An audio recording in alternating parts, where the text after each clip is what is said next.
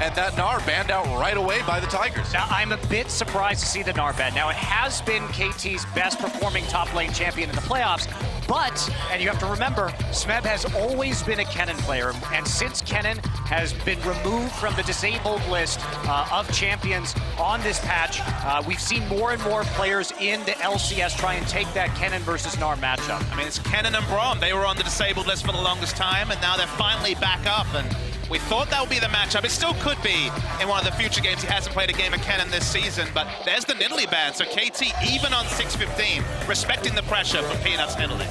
And of course, wanting to take that Gragas away from score. I find it funny too. They can trash talk Arrow's Jhin, but they won't let him play it, huh?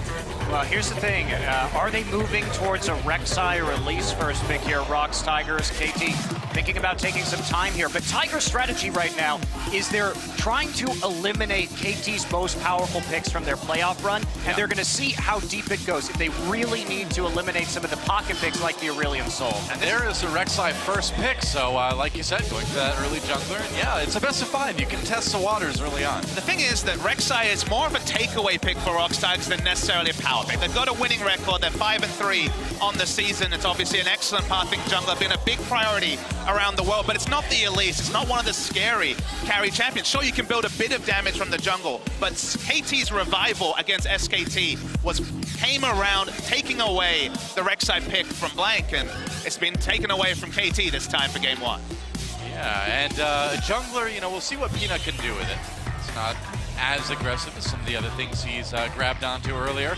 Might see the Echo.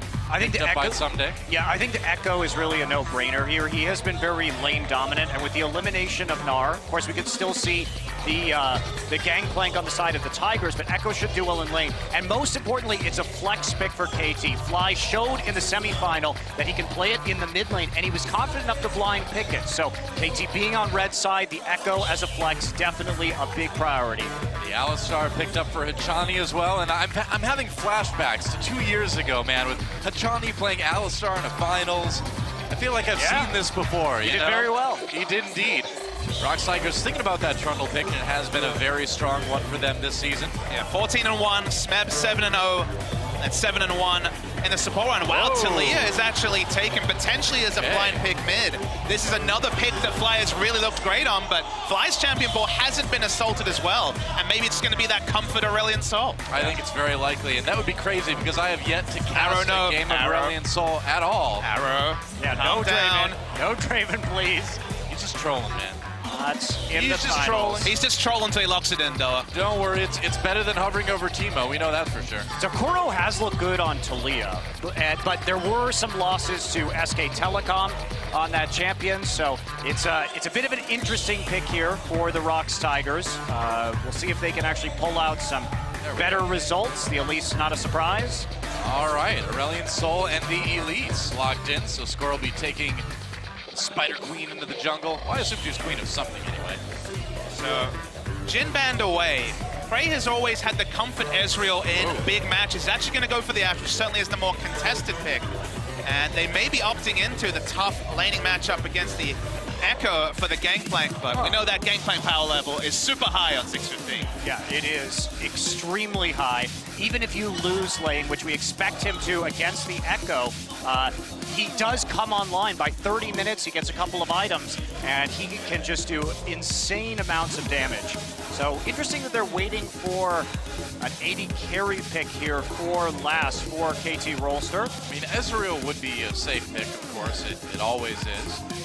Yeah, they already have engaged with the Alistar, so they don't necessarily need the Sivir, but it will be trying to pick a little bit more for the late game. But that is a very weak 2v2 lane coming in from KT. Ezreal and the Alistar together, but of course the Trundle will not be able to punish that quite as hard. Trundle doesn't do very well against Ezreal because you can always arcane shift to the opposite side of the pillar. You will take less trade damage as a result. So the way I kind of look at this draft from Rocks is it's about takeaway picks, specifically in jungle and mid lane. The Rek'Sai pick, Score looked outstanding, you have to take it away.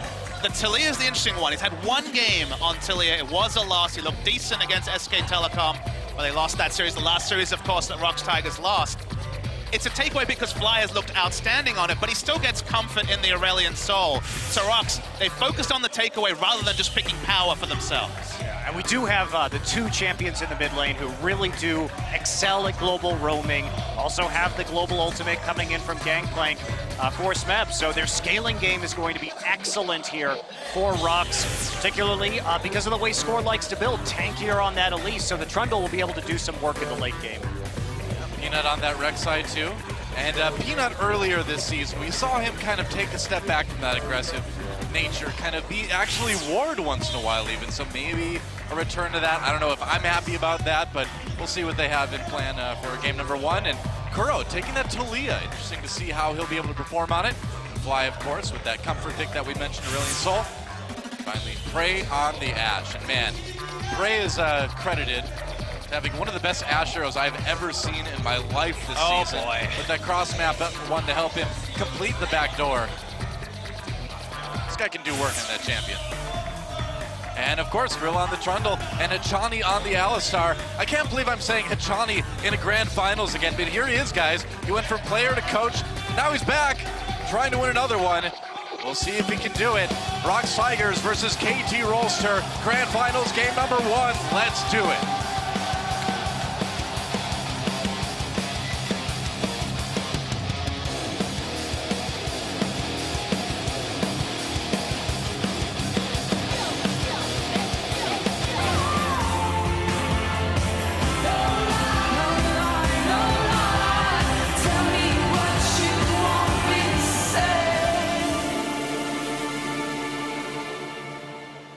And welcome to Summoner's Rift for game number 1 between the Rox Tigers and KT Rolster here at the LCK Grand Finals on OGN. And this should prove to be an awesome best of 5. The crowd is huge and loud, awesome, and the team's fanning out for that level 1. Yeah, looks like we're not going to see any shenanigans here at this level 1.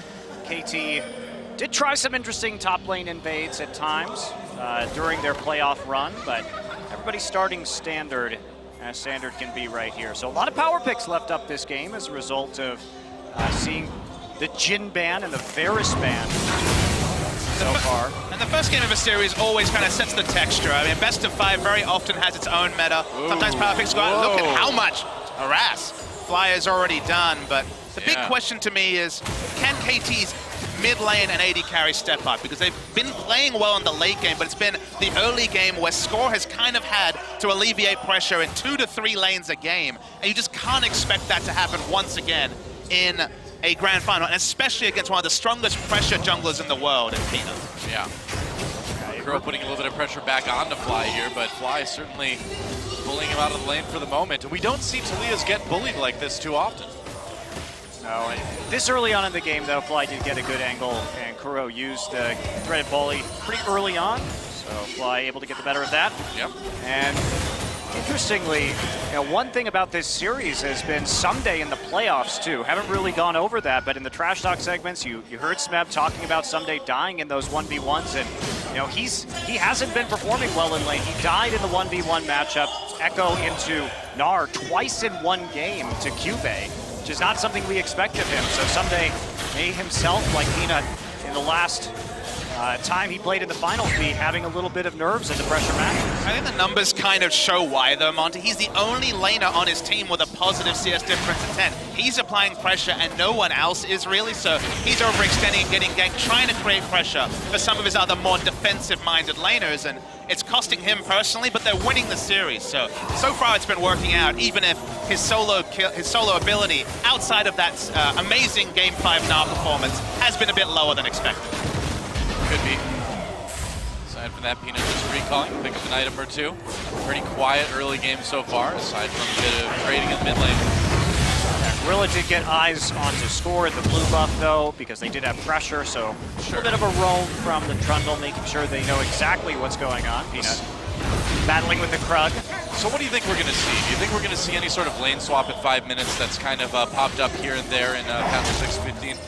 It's possible. Usually that requires somebody getting a pretty substantial advantage in either one of the side lanes to really take advantage of that because you have to push out. But there's a possibility that Rox, with their pressure, may be able to pull it off. And I think for Rox it'd be of the utmost importance because once you get, level 5, level 6 on the Echo, you can really start all-in Gangplank, make his life hell in the laning phase. They have the pushing advantage by far in the bottom lane with the Ashe specifically, and they have the globals. They have champions like the Talia, like the Rek'Sai, who can apply a lot of pressure. So relieve the pressure off your top lane bad matchup and try and create some things I think could really work out for Rox. Yeah, there's no rush though, because with Arrow buying an early tier, they're going to be able to push that up for quite a few more minutes.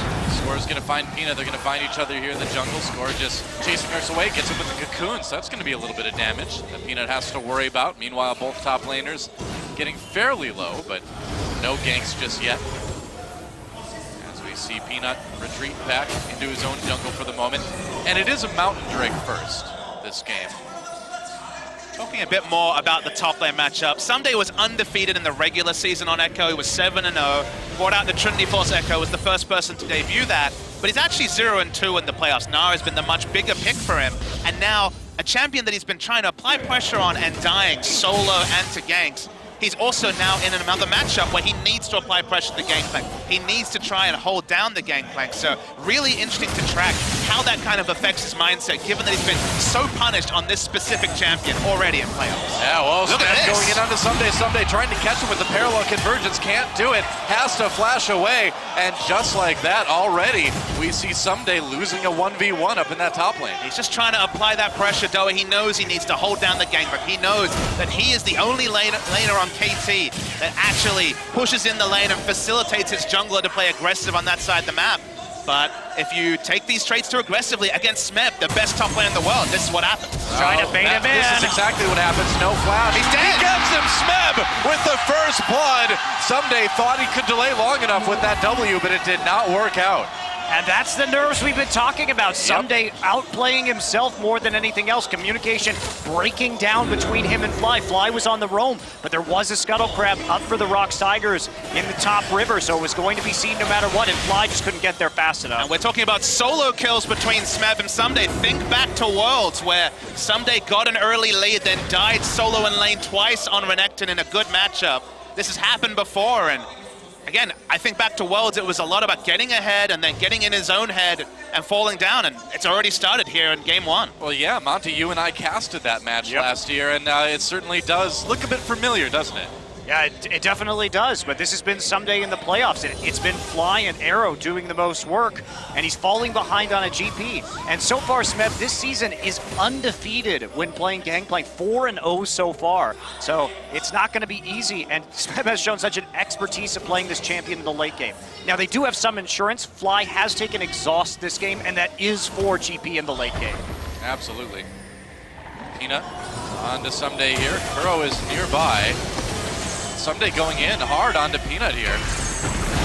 Forces him to burrow away, but not really a big problem for the Rox Tigers jungler at the moment. And if Smeb gets more free time, of course, he has the global to at least assist in an escape for one of his jungler or mid lane, so there's going to be more CS over to the Gangplank. Yeah, just protecting that blue buff handoff now. Gorilla hanging out, dropping the pillar in the brush just to be safe, but Someday back up in the top lane, farming again. I'm already quite worried about how big Smeb is going to get here because that first blood gold, and we're already going to have a pause, guys. Okay. All right, it's pause time. This is called building the suspense, ladies and gentlemen. That's right. Yeah. There we go. Well, the thing is I could say Someday could probably use a minute or two to sort of collect himself a little bit. We see him already dying 1v1 very early on. I think he needs to take a deep breath, calm down a bit. Yeah, you're right, Papa Smith. He does need to be the one to kind of be aggressive in lane for his team, but it's the over-aggression that's been a problem. I mean, he's given interviews. This isn't just conjecture, but he's given interviews where he's like, it gets to me. The pressure gets to me. Yeah. He was, of course, the MVP of the whole season back in summer last year. It's been a double MVP for Smeb since, but it's that double whammy of he's on the Echo versus the Gangplank, so he needs to hold down the late game carry in the Gangplank, plus he's the only player with that pushing identity on the team. and, you know, of course, all the pageantry that comes with the grand final. Sure. And together, that really seems to get to his head. And one reason why Someday really had to play aggressively here is because of the reverse swaps that we've been looking at, the delayed lane swaps. Because basically, if he gets pushed in and the bottom lane gets pushed in at the same time, it allows a very quick recall from the duo lane of the Rock Tigers, head up in the top and get that first brick gold. And that is so much money right now that you really can't afford to give that up. One of the side lanes has to be applying pressure, so that can't happen. Still waiting to see what the issue is here between these two teams.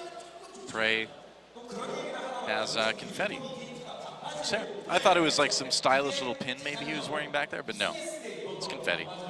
That Is happens. Usually have to wait until the end for that, but he's getting the party started early, I guess. Looks like it's an issue with Arrow's computer, as our OGN wizard is standing by. The only true what-if on the side of Rocks is the Talia. It's Kuro on Talia again. He's 0-1 on the season, which isn't a massive sample size for sure, but Kuro innovating new picks. He looked great on the Pantheon the last time we saw him, but that was in a bit of a nothing game. Can he actually make the aggressive moves in the Talia that we've seen from the best Talias? Ironically, his opponent number in Fly so far today. Some Rock Tigers fans obviously in the audience there. And the thing is Prey's fan base especially goes back years and years here in Korea. I mean, the very first LoL match I watched in Korea was Prey on Najin's Sword way back then versus CJ Blaze. Or at the time they were Mig Blaze. And our first final, though, that was Prey's victory with Yeah. Najin's Sword, and it's now our 10th final. So I know, right? Happy 10 10th anniversary, Doa. That's right. What is that an anniversary? Is that like a diamond or gold, or what's the precious metal for a 10th anniversary? Do you know? Which tier is it in? What skill level are we at after That's our right. 10 seasons? I would say we're probably at least diamond, if No, not we're master. definitely challenger. Come on. Yeah, we're challenger. That's right. We're challenger tier. So what did you get me for our challenger anniversary? Rank decay. Thank you. I got you dynamic Q. What a Hey, coincidence. thank you. You're welcome. That's why Papa Any- Smithy's here now, because we can anytime. group this 3. There we go. That's right. Well, figure out what's going on here. Eventually. Well, we won't figure it out. We don't have to do that. It's not on us. So don't come crying to us about these pauses. We don't like them any more than you do. I like them. Maybe we like them a little bit. All right. We have to pretend we don't like them, though. I lost my jacket, sorry. That like heavy metal singer at the start just like sang so loud, and Monty's jacket just went whoosh Yeah, that's right. over there. It was amazing. I Barely missed me. It was so intense, it just blew right off me. Right, that's right. The volume on that guy is crazy. During He the was just before so we went good. live, they were doing just a bit of a warm-up for the crowd, and the crowd was loud, and somehow he was louder. Yeah, well, they sang like the LCK fight song, Yeah. the video that's out right now, and man, that guy, and apparently right now, the singer for that is actually like the most famous musician in Korea right now. They call him the king of music, or the leader of music right now in Korea, because he's such a good singer. He was on a another famous singing show where they wear a mask so you don't know quite who it is. I don't know how anyone could mistake that voice for anybody else. That's true. Except for you, maybe. It kind of sounds at the Noraebang, at the karaoke. It's similar. It's similar. When's your album dropping, Papa Smithy? Just give me a couple of seasons, guys. I'll work on it. A couple seasons. That's right. Seasons Wow. of Champions. I only work in the off-season, you see. Man, what happens first? George R. Martin finishes a book, or Papa Smithy's album drops?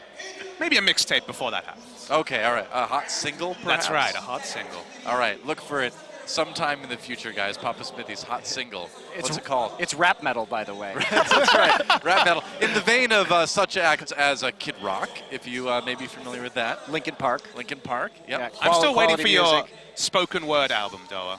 Spoken word, what? Yeah, I think a spoken word album that you could really get that out there. Yeah, I could do it. You know, just William Shatner style. Yeah, sure. Hey, Mr. Tambourine Man. Yeah, I would just do songs from the Teenage Mutant Ninja Turtles 2, The Secret of the Ooze soundtrack. Ninja, rap. Go Ninja, go. Can you do We're on pause now. Can you do spoken word versions of rap songs? Hey. Is that allowed? It's the Green Machine. Yeah. So, I guess this is the game to talk about again. We're back. Rock Tigers versus KT Rolster, in case you forgot, or in case you're just tuning in. I don't know how you would accidentally turn on our stream, but if you did, welcome. Someday. We'll see if he's kind of gotten his nerves sort of under control during the break. May have benefited him a little bit there after dying 1v1 versus Smeb a few minutes ago. As is, still just standard lanes and farming though. And Talia's definitely, from the limited things we've seen, she basically out-pushes anyone, including the Aurelian Soul. She has fast shove, a bit like Lissandra. BF Sword versus Tyr is going to tell you all you need to know about Ashe pushing in Ezreal. That's why Echo's been trying to do his part, fell down earlier, so map pressure advantage is certainly there for Oxen. Given how important the jungle is on 6:15, remember, in standard lanes, the only kind of unknown variable is the jungler coming out of the darkness, or a ward sometimes, but mostly the darkness. You make it sound so scary when you say it like that. Hey, when the jungle shows up in my lane, I know I get really worried, Doa. Yeah, I just kill him. Bloodthirsty of you. Or if I'm not, well, yeah, what do you expect? Again, in this meta where the jungler is the kind of only unknown variable, you don't have that extended lane swap where the movements are very predictable. Pushing lanes allows Peanut to play so much more aggressively, but it's actually Fly who's moving over here. Whoa, here he comes over the wall, and Smeb could be in trouble. Drops a GPL right away, Someday getting low immediately. Fly waiting, might use that voice of light. There it is, tries to get the kill. Oh, they end up trading though, one on each side. Someday trying to flee, Peanut and Kuro got there just in time. Someday trying to get away, not sure if he can make it though. Score! Peanut not getting there for the unburrow, but Score does find Talia from behind. Kuro goes down. They do find the kill onto Someday, so it ends up being 2 apiece at the end of that fight. Only the junglers left standing. Peanut will pick up his second kill right there. Smeb, though, pretty heads-up play to escape that for as long as he did. Gets at least another assist. Yeah. And Someday will come back into this game with a kill and an assist of his own, so a bit bloody up there.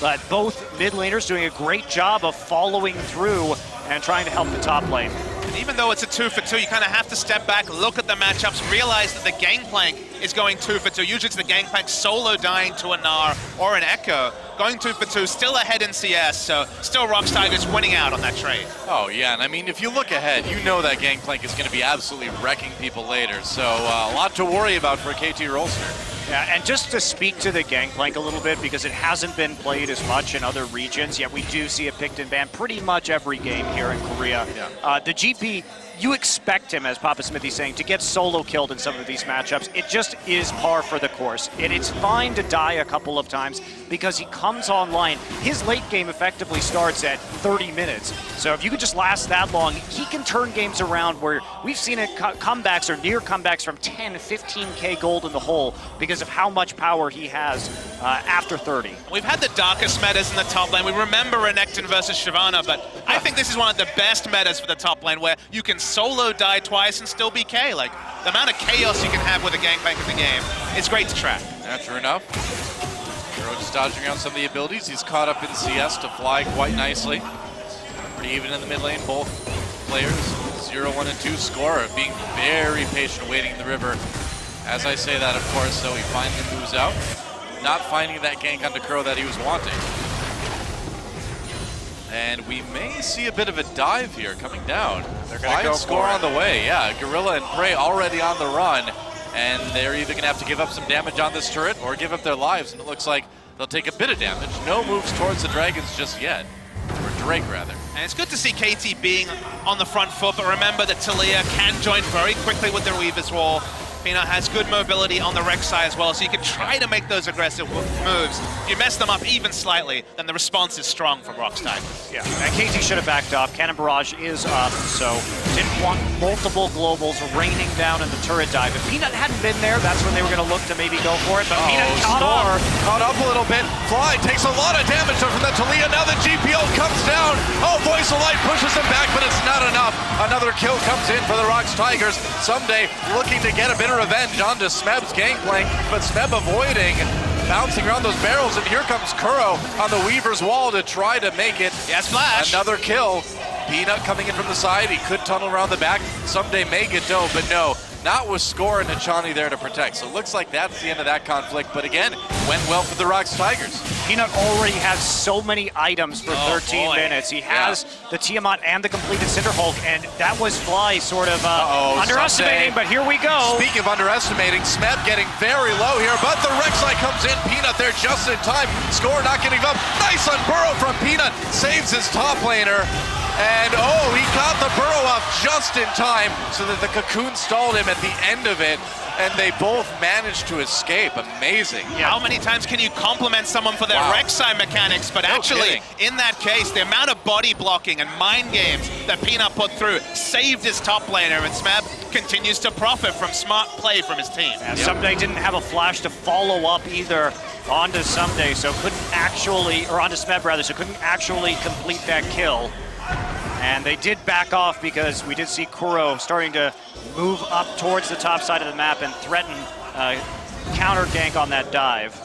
Still no attempts on that Mountain Drake yet from either team. So the way that KT wins this game is to play their 1-3-1 style they love to play. They really need to get in the side lanes and pressure. Both, as we see, attempt to steal. Close call. Arrow nearly gets the red buff, but not enough damage on that two-shot barrage. But both Aurelion Sol and Echo with teleport can enter side lanes and have kill pressure on a Gangplank. Gangplank's going to be building almost purely an offensive build, and that's when the team kind of comes online for KT, because standard lanes, pretty tricky for them. Yeah, and also team fighting going to be very tricky for them in the late game, particularly because Someday is opting for a full tank build here. We usually see him go for that Trinity Force, but I think he felt he was behind, so now he's going Sunfire Cape first. And with that item, so many stats are going to be stolen in the late game by this Trundle. All right, they're going to try to make a play here.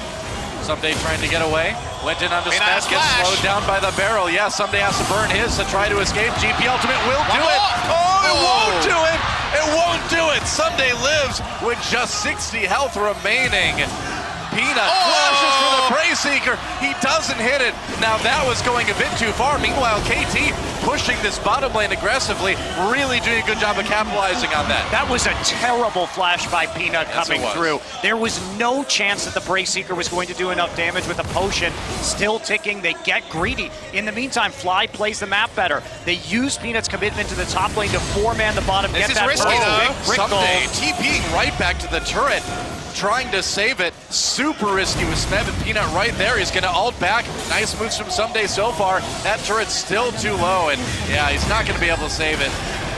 Meanwhile, KT in response pushing the mid lane. Ash Arrow comes in, slows up Pachani for a moment, but doesn't do a whole lot. Teleport canceled by Kuro.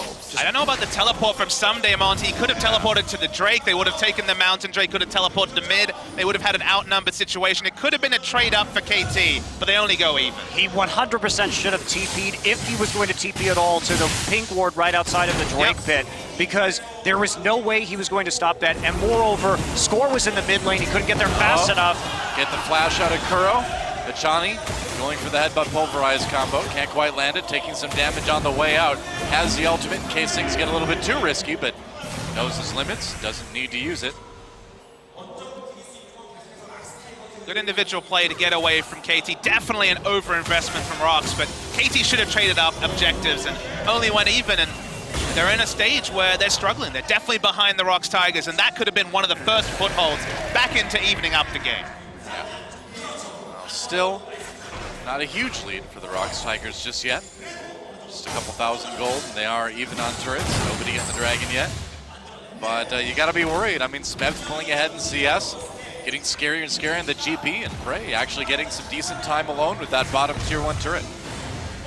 Yeah, not going to be able to take it out, but they do have some pressure on the mid lane also, and a lot of deep wards here from the Rocks Tigers on the top side to be able to track where exactly Someday is going to be going and when he is going to enter that lane. So there are opportunities to use that Weaver's Wall to cut off behind him once Kuro gets back into lane if we see Someday overextend.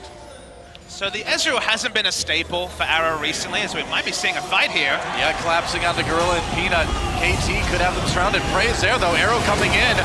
Kuro with the Weaver's Wall joins the fight. Members getting low, Fly trying to get away. Makes it out just in time. Rocks Tigers now with the chase, but how far do they want to go? Hachani separated from the herd. They might be able to pick him off. Meanwhile, Smeb and Someday tangling near the mid lane. Hachani way behind enemy lines, trying to go for the execute. Maybe. He's dodging the abilities. Oh, the W in the end for Kuro. Sets one up for Smeb. And they do get a kill out of it in the end. This game is just really chaotic right now.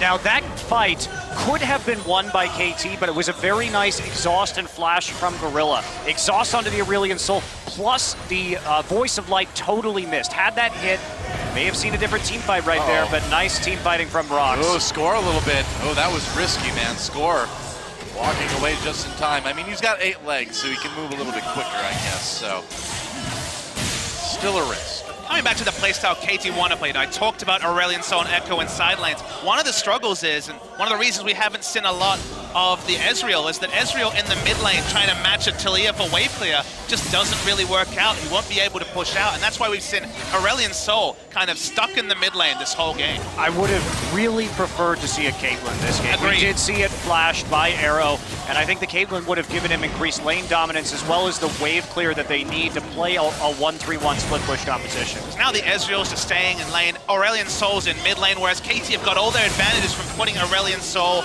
or top Echo or in general Fly in a side lane and creating chaos with teleport or other like abilities because of the Ezreal needing even 2 items to become competitive against Taliyah. He still will get shoved, but competitive.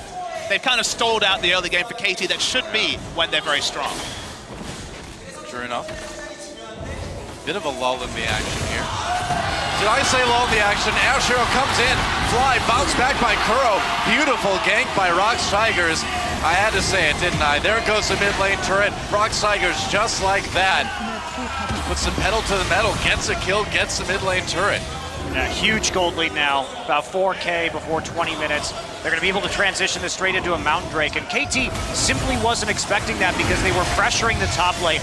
Most teams would not 4-man group mid in that situation. They would try and relieve the pressure on Smet, but Smet is already far enough ahead that they figure we could just leave the gangplank. So what if he misses a few CS in the top side as long as we can hit that arrow, and Prey comes through once again, and he's been known for his big Ashe plays, and he is delivering. I mean, he's such a clean Ashe player. He's one of those OG Ashe players from Season 1, 25-5 in his career on Ashe, looking to make it 26-5. He's close to an 85% win rate career on Ashe. I mean, that was just absolutely beautiful. The way they chained the CC, I mean, Fly really had no chance. And this is a trick play from Rox because most teams would push out the side waves right there, but not Rox. They go for the aggressive play instead. It could have failed magnificently, but they do get the mid tower since they do manage to pull off the pick on the Fly.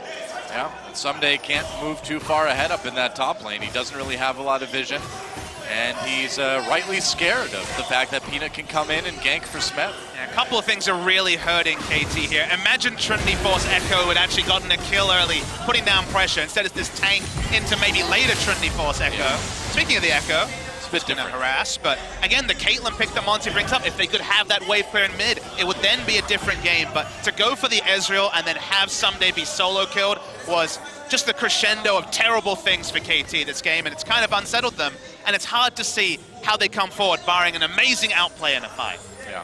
The real frightening thing, too, is that it is an Infernal Drake next, and so that's just another tool for Rox Tigers to use to snowball this game even farther into their favor. So, yeah, I think KT really tried to do too many things in their draft. The Ezreal was picked because they wanted something to have a lot of late-game damage output, sure, but that requires them actually getting some other advantages, just because if you are going to be pigeonholed into building the Sunfire on the Echo, it means that Trundle and support is extraordinarily effective in the late game on the tanky Elise or the Echo, whoever you want to use the Trundle ult on. And now that they're in this position, it's very unlikely. Ash Hero comes through, they nail Fly again. Gets hit with the W, another easy kill. And Achani comes in, tries to turn things around for KT, but no such luck just yet. Gorilla stopped up with that parallel conversion. Someday somehow ends up in the back lines. Achani slowed up, Peanut trying to whack away at him. There's another kill for Kuro. Arrow tries to get one with the Mystic shot, but barely can't finish Peanut off. And now the Rox Tigers backing away. Looks like they may have surrounded Someday. Prey coming down, gets the slow. Need to be careful around that Echo. But great pillar from Gorilla, and another one comes in for the Tigers. They are blowing this game wide open. Now a 6,000 gold lead. Yeah, Arrow actually misclicked in that fight. He actually could have killed Peanut, but one of his auto attacks went a little bit off the mark. I think it hit Gorilla instead, and now Rox Tigers really going to be running away with this game. Yeah. There's basically no hope for KT right now. Their composition, I think, was less than ideal. And because things didn't break exactly their way, they have very, very few strategic options at this point in time. Teamfight damage just so low. You saw how much free time Arrow had hitting in the fight. It just wasn't doing any damage to a frontline. And frontline doesn't have any armor, guys. It's just building magic resist, but the damage isn't there. The timings haven't been hit. Echo is only a tank, isn't a damage threat until that Trinity Force is complete. And yeah, unless Rox Tigers really just slow down and make some catastrophic mistakes of their own, they're very much in the driver's seat. Yeah, Vision already set up for the Baron too. Rox doing a great job with warding the top side of the jungle. It may only be 24 minutes here, but that Baron is certainly a possibility with the amount of damage that they have on this team comp already. It's very doable. Ash Arrow comes in again. This time doesn't connect with Fly. Well, 2 out of 3 are still pretty good.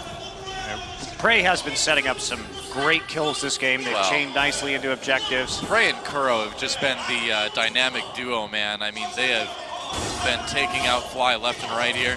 And we've set pressure a lot this game, and even the Ash Arrows, it's relevant there because there's usually lane wards to spot out Ash Arrows, but they haven't been able to push up anywhere near the outer mid lane turret that's been sticking up for Rox. Yep. And thus, they just have no early warning on the Ash Arrows, and that's why 2 out of 3 times it's led to a pick and more advantages.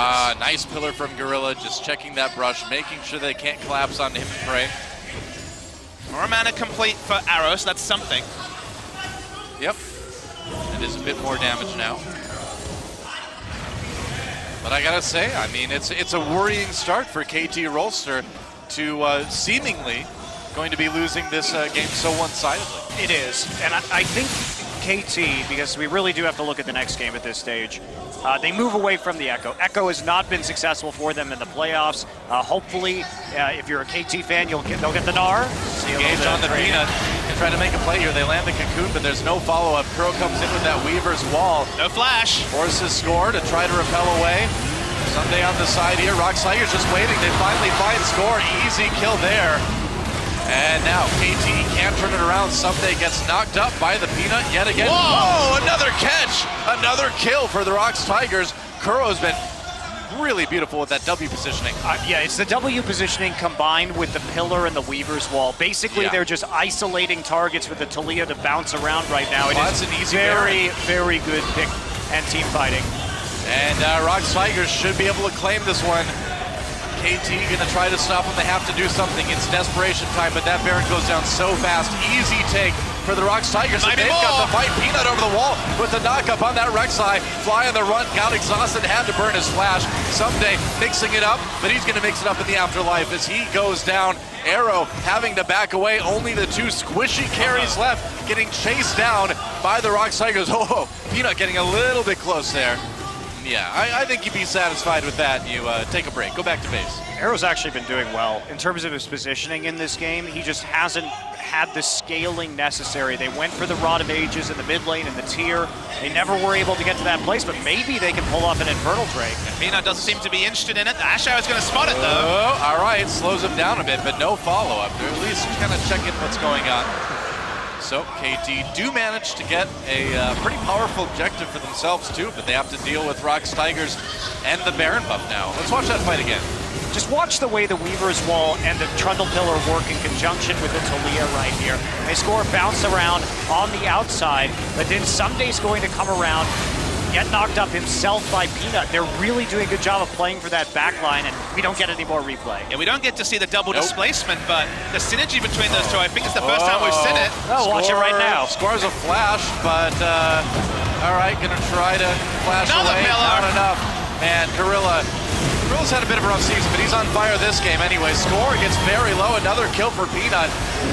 Peanut's in the enemy base right now. Yeah, you probably want to tunnel out of there, buddy. Flashed in, tunneled out. Why not? Someday getting the back lines. 1v4. Has to back away. Obviously not a fight that he can take. He's going to just ult right back up to the top lane. Yeah, it's going to be pushing in here, the Rox Tigers. The double displacement. It's the first time we've seen it. Oh, arrowed. And that is, wow, where'd he go? He just vanished. Rox Tigers looking to maybe close this one out right here. You don't normally think of this Rox comp as a pick comp, but just the Ash Arrow and the Talia is deletion damage that's so far ahead. This could be the game. I think this is almost certainly the game. We'll see if the KT Rolster players can put up any sort of defense, but there goes the first Nexus turret. Second one getting focused down by the Rocks Tigers as well. Kuro a bit on the low side, but when they pop flying, when you can get kills like that, how in the world can KT fight this? Another one goes down to Smeb. Score can't do much to stop this one. Turns it around for a little bit of damage, but he's going to die as well. There goes the Nexus, and what a statement early on from Rocks Tigers. They are saying second place no more as they crush KT Rolster in game 1. GG. Now for KT, they did come back from a devastating defeat in the semifinal. Game 2, they lost in 25 minutes to SK Telecom, and they bounced back and made the reverse sweep. So we'll see if they're mentally resilient. But I think they've got to address some issues in the draft, and I think the point in this game where they truly lost was when Someday teleported into the top side. They had a chance to get the first brick gold and then chain it either into a mid lane turret and a Drake also in exchange for top lane. They failed to do that. They overcommitted, spread themselves too thin, and didn't take enough objectives to keep the momentum rolling. And Rocks Tigers, for the first time, win game 1 of a final. Usually they're on the losing end. They've had to come back after a game 3 victory, but this time they start strong, and so strong. The Talia pick from Kuro, we wondered, is it just a takeaway? Can he play it serviceably? No, he looked fantastic on the Talia and just ran the game. Well, it's also just the synergy, right? The ability to use the Talia with the Trundle and the Rek'Sai and the Ashe together. That's what made it great. That's right, Doug Winter, guys. We'll be back with game 2 of the LCK Grand Finals on OGN right after a short break and right after we look at the Damage Champions. Let's just do that too. I don't know, I'm ready to move on to the next game, but let's look at this for a moment. I mean, the numbers tell the tale. Yeah. None for anyone other than Arrow. Basically domination, and specifically from that Talia, so much consistent damage. Yeah, well, now I think we're ready to take a short break, and when we come back, we'll see if KT Rolster can tie it up. Keep in mind, they lost the game to SK Telecom in 25 minutes in the semifinals and came back and won that series, so it could still be a very close one. Do not go anywhere yet, guys. Lots more action on the LCK Summer Grand Finals on OGN right after this short break. I mean it. We'll be back. See you soon.